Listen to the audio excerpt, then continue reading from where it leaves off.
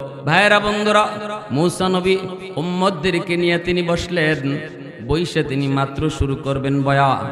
এই অবস্থায় কারুন একটা বুদ্ধি আসছে, ষড়যন্ত্র আটলো।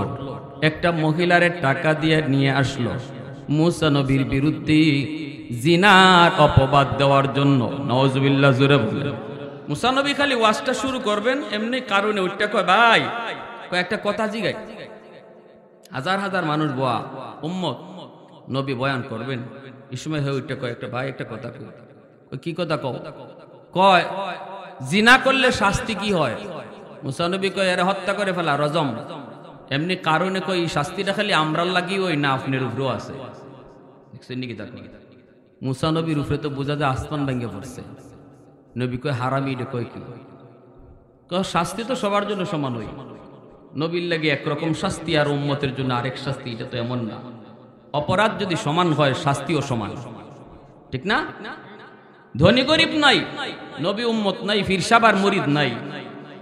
গুনাহ যদি অপরাধ যদি সেম হয়, ফিরসাবের যে শাস্তি মুরিদের এই শাস্তি, মুরিদের যে শাস্তি ফিরসাবের এই শাস্তি, উম্মতের যে শাস্তি নবীর এই শাস্তি। আচ্ছা, যদি এই বিষয়টা এরমই হয় তাহলে এই মহিলা কি কয় একটু শুনেন। এই মহিলারে কিন্তু টাকা খাওয়াই নিয়ে এসে। এখন তো মুসা আলাইহিস সালামের চোখ বড় বড় হয়ে গেছে, ভয়ে কাঁপতেছেন। এত রাগী নবী, এত গুসা যে নবী, এই নবীও এত দুর্বল হয়ে গেছেন আল্লাহর কাছে। আল্লাহ আল্লাহ হারামি করতেছে কি?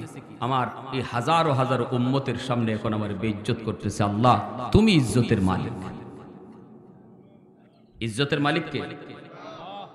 কুলিল্লাহুম্মা মালিকাল মুলকি তুতিল মুলকা মান তাশা ওয়া তানজিউল মুলকা মিম্মান তাশা ওয়া তুইজ্জু মান তাশা ওয়া তুযিল্লু মান তাশা বিয়াদিকাল খায়র ইন্নাকা আলা কুল্লি শাইইন কাদির।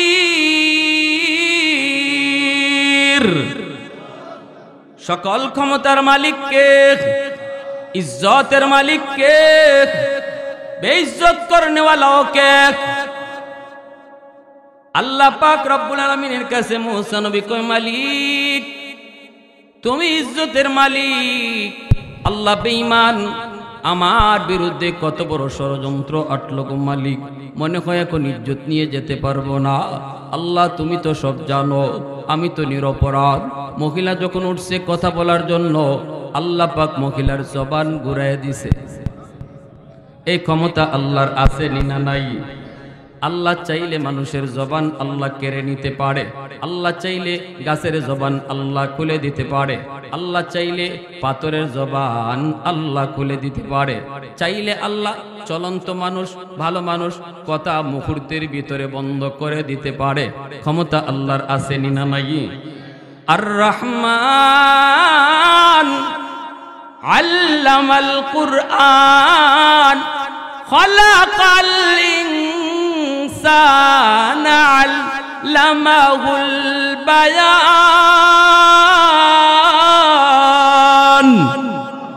কথা বলার শক্তি দেয় কে? একটু জোরে আওয়াজ দিয়া বলো কে?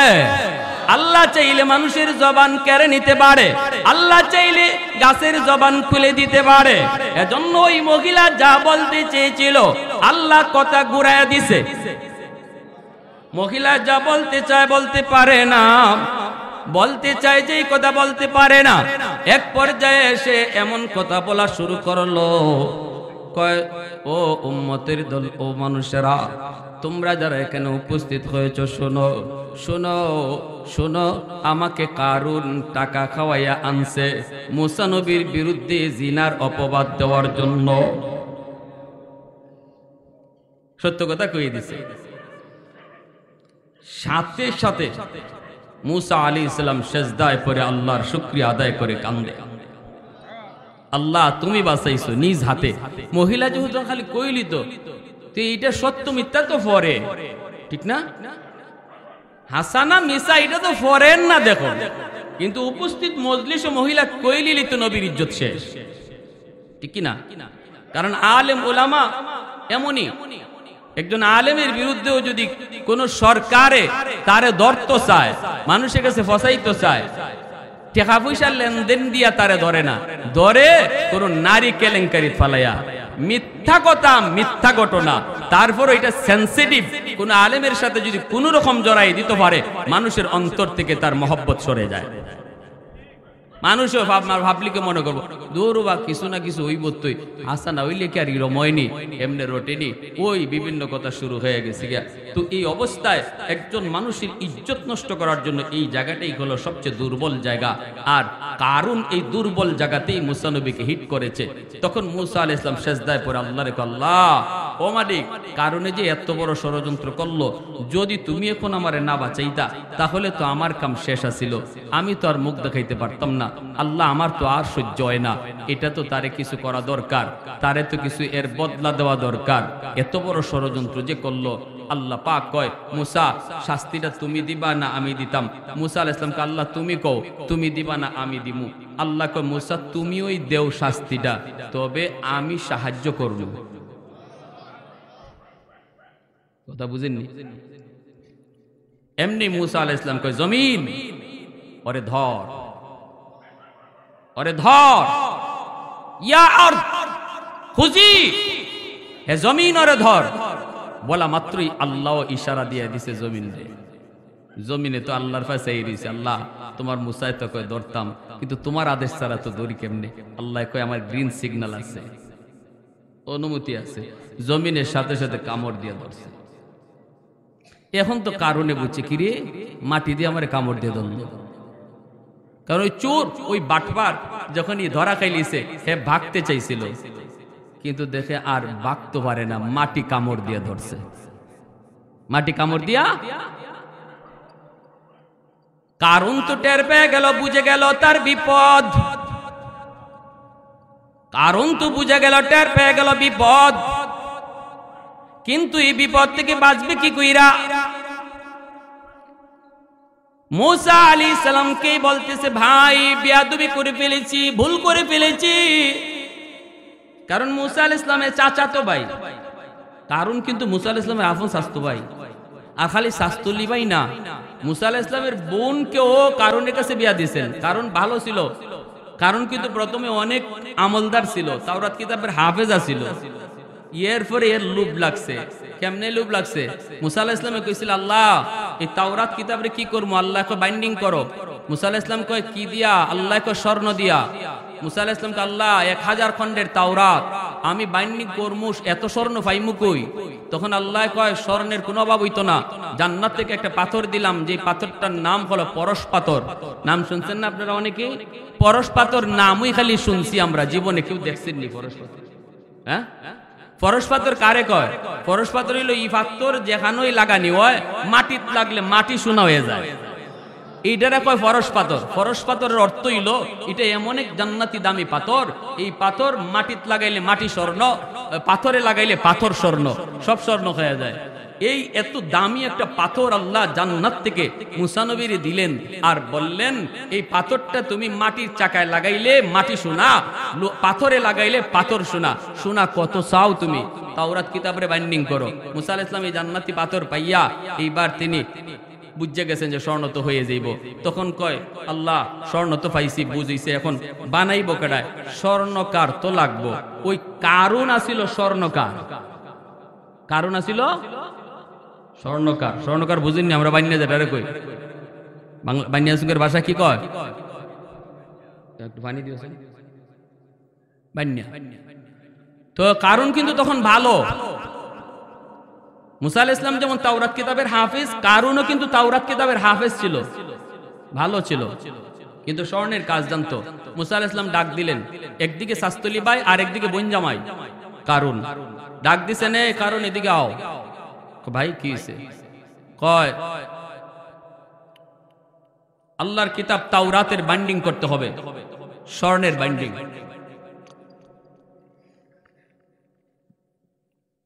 কারুন কয়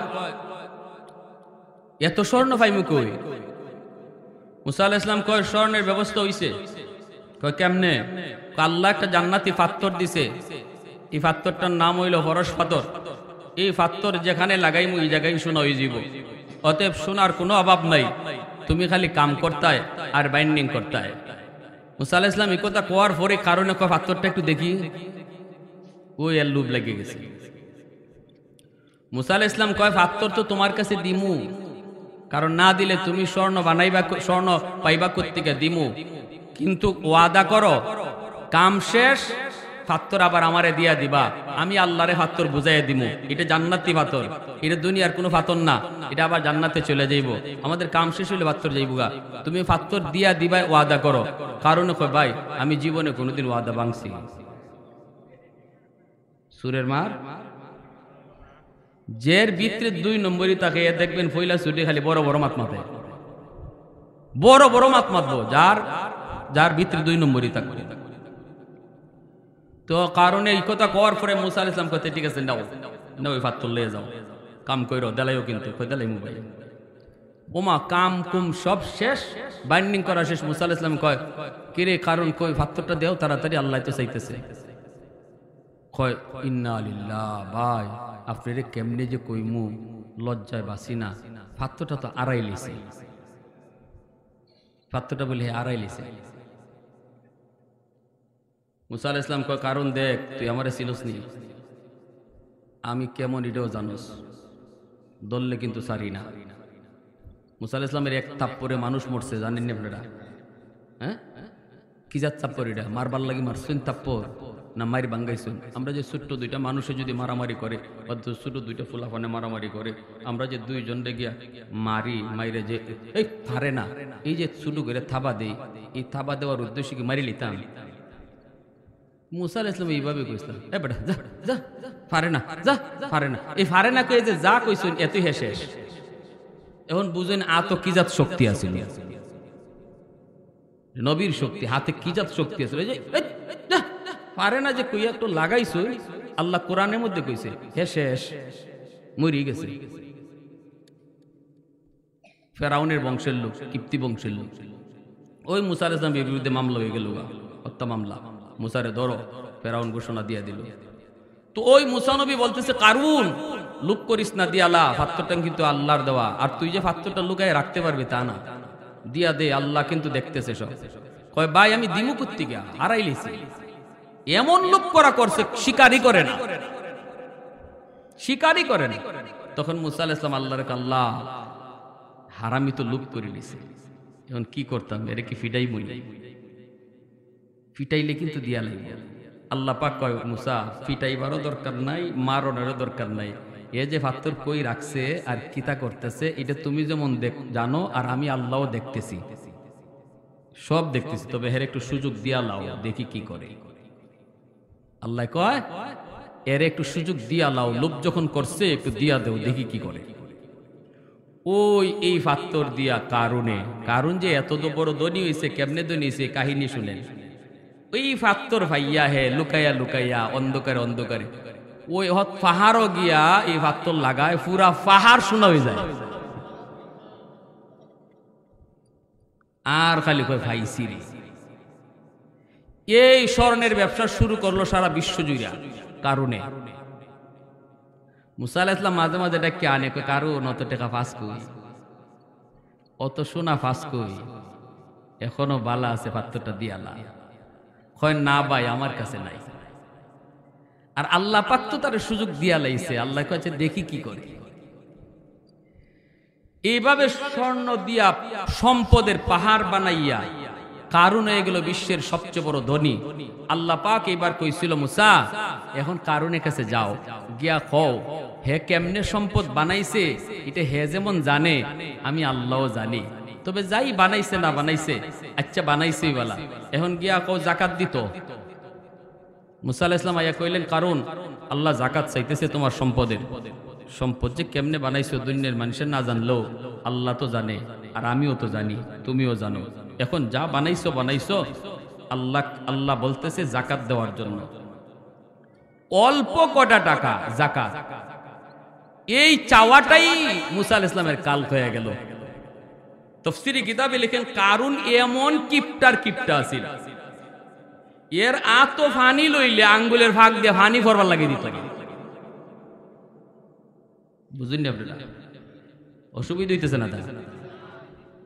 এত কিপটা, আঙ্গুলের ভাগ দিয়ে পানি পড়তো না, এত কিপটা। যখনই জাকাত চাইছুন এর মাথা গরম হয়েছে, হ্যাঁ আমি আবার আল্লাহরে টেকা দি মুখের লাগি, আমি আবার আল্লাহরে টেকা দি মুখের লাগি। আল্লাহ কি অতই গরিব হয়ে গেছি? মুসা আলাইহিস সালামকে আল্লাহ এত জাকাত দেয় না। আল্লাহ কয় এর কাছে জাকাত চাইতে থাকো। মুসা আলাইহিস সালাম ওই সারেও না, কয় তোর জাকাত দেওয়া নই লাগবো, না দিলে তোর খবর আছে, জাকাত দেওয়া নই লাগবো। ওই কারণে কয় রে আমারে যেভাবে ধরছে আমারে তো বিপদে ফালাই দিব, তে খারফ তোমারে আমি আগে বিপদে ফালাইমু।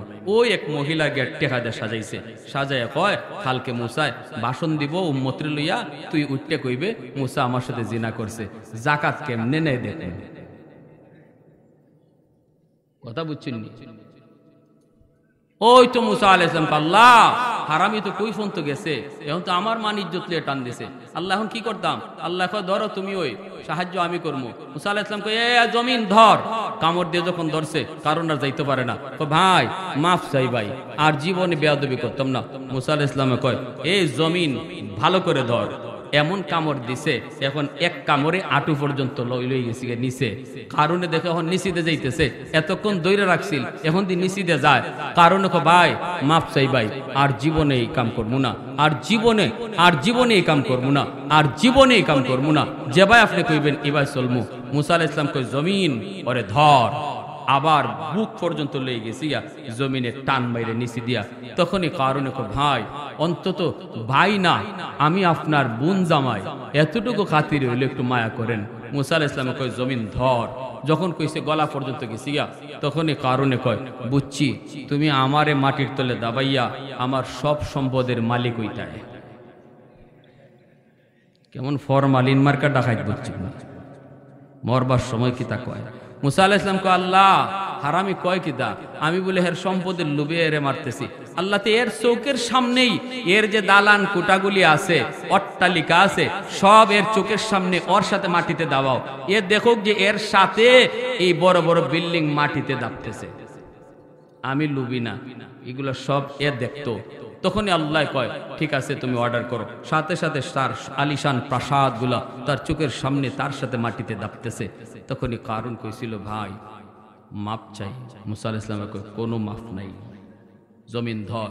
ধরছে পর্যন্ত যখন চুলগুলা পর্যন্ত মাটিতে দেবে যায়, আর তার আলিশান অট্টালিকা প্রাসাদ গুলাও দেবে যাইতেছে, ওই অবস্থায় দেখতেছে সেও নিচে যায়, প্রাসাদও নিচে যায়। আল্লাহ পাকও দেখতেছে, নিচে চলে গেল তো গেল, কিয়ামত পর্যন্ত কারুন তার সম্পদ লইয়া মাটির নিচেই শুধু যেতে থাকবে। কিয়ামতের দিনটা পর্যন্ত এখনো কারুন মাটির নিচের দিকেই যাইতেছে। সুবহানাল্লাহ, জোরে বলেন। মুসা আলাইহিস সালামকে আল্লাহ বলছিল মুসা কারুন এতবার তোমার কাছে মাপ চাইল, একটুও তোমার দয়া হলো না। আল্লাহ বলতেছে মুসা রে এত করে মায়া, এত করে তোমার কাছে মাপ চাইলো, মাপ দিলা না। কিন্তু মুসা মনে রাখো একটা বার যদি কারুন আমি আল্লাহর কাছে মাপ চাইতো, আমি আল্লাহ তারে মাফ করে দিতাম। এজন্যই মুসা নবী তখন কান্দে আর কয় মালিক, এজন্যই তো তুমি হলে খুদা আর আমি হলাম তোমার বান্দা, এজন্যই তো তুমি রহমান, এজন্যই তো তুমি এত দয়ালু, এত দয়ালু। এজন্য বলতেছিলাম জমিন ধরতে পারেনি না পারে না? আর একটু জোরে বলেন পারেনি না পারে না? ভাইরা বন্ধুরা জন্য বলি জমিন কিয়ামতের ময়দানে আল্লাহর দরবারেও সাক্ষী দিবে, আল্লাহর দরবারেও এইভাবে সাক্ষী দিবে আল্লাহ আমি জমিনের উপরে দাঁড়ায় দাঁড়ায় সে গুনাহ করছে, আমি জমিনের উপরে দাঁড়ায় দাঁড়ায় সে অন্যায় করছে, আমি জমিনের উপরে দাঁড়ায় দাঁড়ায় আল্লাহ জিনা করেছে, আমি জমিনের উপরে দাঁড়ায় দাঁড়ায় মিথ্যা কথা বলেছে, মানুষকে গালি দিয়েছে, কারো গায়ে হাত উঠাইছে। জমিন কইবা আল্লাহ অনুমতি দাও না ফরমানকে গিলে ফেলি।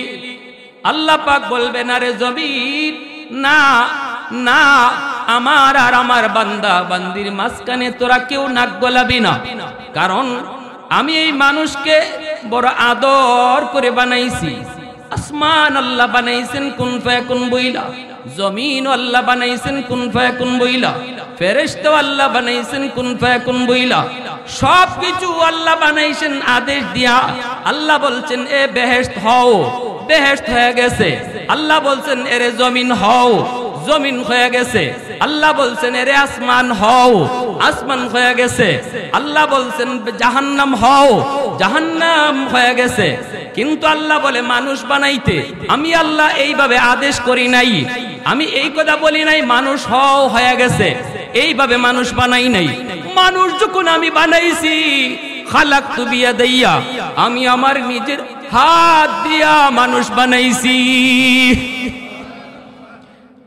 হাত আমি আল্লাহ জান্নাত বানাইতো লাগাই নাই, জাহান্নাম বানাইতো আমার হাত লাগাই নাই, ফেরেশতা বানাইতো হাত লাগাই নাই। এ মানুষ তোরে বানাইতে আমি আল্লাহ আমার হাত লাগাইছি, কারণ এই কপালটার এত দাম। এই কপাল দিয়া তুমি আমার কদমে সেজদা দিবা, এই কপালটার এত দাম, এত দাম। যেই কপাল আমার কুদরতি কদমে লাগবে, এই কপাল আদেশ দিয়া বানাইলে হয় না, এই কপাল ফেরেশতাদের হাতে বানাইলে হয় না। এই কপালটা আমি আমার কুদরতি হাত দিয়া নিজে বানাইছি। এজন্য আমার ভাইরা মনে রাখবা, যুবক আজান হলে পরে মসজিদের পাশ দিয়ে তুমি চলে যাও। বন্ধু চোখের সামনে মসজিদে গেল, প্রতিবেশী মানুষটা মসজিদে গেল, পাশের দোকানদার মসজিদে গেল, আল্লাহকে যায় কুদরতি কদমে সেজদা দিল। তুমি দিলা না, তুমি চলে গেলা। তোমার ওই চলে যাওয়ার দৃশ্য দেখা আল্লাহর কুদরতি কলিজায় ব্যথা লাগছে, আল্লাহ পাকের কুদরতি কলিজায় ব্যথা লাগছে। কিয়ামতের ময়দানে আল্লাহ পাক এতটুকু শুধু বলবে, বান্দা জাহান্নামে আমারে ডাইকা ডাইকা কান্দে কোনো লাভ নাই। হাসরের মাঠে আজকে আমাকে দেইকা সবাই সেজদা দেয়, তুই সেজদা দিতে পারো না। কেমনে পারবি? দুনিয়াতে তুই সেজদা তো দিলি না, হাসরের মাঠে আল্লাহকে দেইকা ওরাই শুধু সেজদায় পড়বে যারা দুনিয়াতে আল্লাহর কদমে সেজদা দিত। ওই মানুষগুলি যারা আল্লাহকে সেজদা দিত না, ওরা মানুষের দেখা দেখি সেজদা দিতে চাইবো কিন্তু পারবো না। মেরুদণ্ডের হাড়কে আল্লাহ লোহার মতো শক্ত বানায় দিবে, চাইবে সেজদা দেওয়ার জন্য, উপর হয়ে পিছনে পড়ে যাবে। মালিক মন তো চায় তোমাকে সেজদা দিব, কিন্তু আল্লাহ বলবেন পারবি না। দুনিয়াতে যদি আমাকে সেজদা দিতি তাহলে আজও তুই সেজদা দিতে পারতি।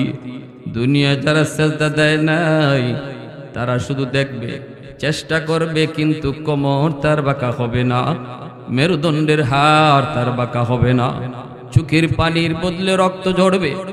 দুনিয়ায় ওই বেনামাজি মানুষগুলি চোখের পানির বদলে রক্ত ঝরবে আর বলবে, মালিক মন তো চায় তোমার কদম দেইকা তোমারে সেজদা দেই, কিন্তু পারি তো না।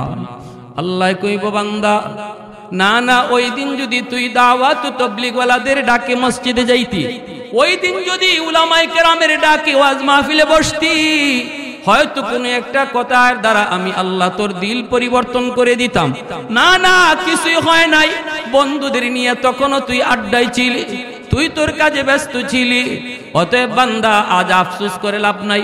খুযূহু ফাগুল্লুহু সুম্মাল জাহিমা সাল্লুহু সুম্মা ফি সিলসিলাতিন যারউহা সাবউনা যিরান ফাসলুকুহু। আল্লাহ ফেরেশতাদেরকে বলবো, ওরে ধর 70 গজ জিঞ্জির দিয়ে ওরে বাঁধো, এরপরে ওরে জাহান্নামের নিচে নিক্ষেপ করো। নাউজুবিল্লাহ। বিন্দু পরিমাণ মায়া আল্লাহ ওই দিন করবে না। এজন্য বলতেছিলাম ভাই, মনে রাখবা, একদল হলো মজলুম দুর্বল মানুষ, তাদের উপরে কখনো জুলুম করবা না। 2 নম্বর হলো দাওয়াতুল মুসাফির, মুসাফিরকে কখনো কষ্ট দিও না। সাবধান, মুসাফির মানুষকে কখনো কষ্ট দিবা না। অপরিচিত মানুষ যদি তুমি পাও, কিছু যদি জানতে চায় তারে ভালো করে জানাও, কিছু যদি খাওয়াইতে চাও তারে খাওয়াও। 1 গ্লাস পানিও যদি মুসাফিরকে তুমি খাওয়াও, এই মুসাফির এক গ্লাস ঠান্ডা পানি পান কইরা যেই দোয়া অন্তর থেকে দিবে, নবী বলেন যে এই দোয়া করতে দেরি আল্লাহর দরবারে কবুল হতে দেরি হয় না। 3 নম্বরে নবী কয় দাওয়াতুল ওয়ালিদি আলা ওয়ালাদিহি, মা বাবার দোয়া বদদোয়া। মা যদি সন্তানের জন্য দোয়া করে, বাবা যদি সন্তানের জন্য দোয়া করে, এই দোয়া আল্লাহর দরবারে সরাসরি কবুল হয়ে যায়। নবীজি বলেন দোয়া কবুলের গ্যারান্টি আমি নবী দিলাম। সুবহানাল্লাহ জোরে বলেন।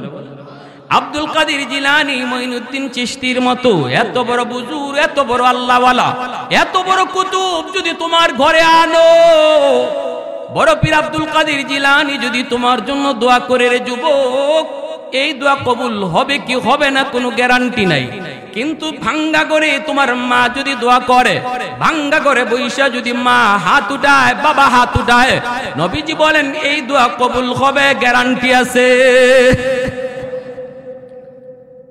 এজন্য বলতেছিলাম মনে রাখবা, বাপ মার কাছ থেকে তুমি যত পারো দোয়া নেও, যদি দোয়া নিতে না পারো অন্তত বদদোয়া নিও না। এমন কোনো কথা মার কলিজায় তুমি লাগাও না যেই কথায় মার কলিজায় ব্যথা পেয়েছে।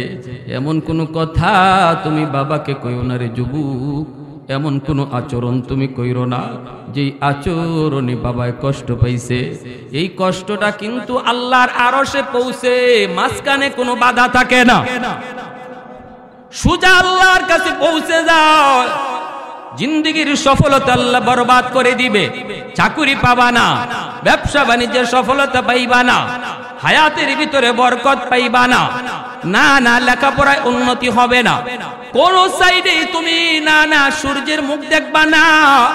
চেষ্টা তুমি কম করো নাই কিন্তু সফলতা নাই, কারণ হলো মার কলিজায় ব্যথা, বাবার কলিজায় ব্যথা।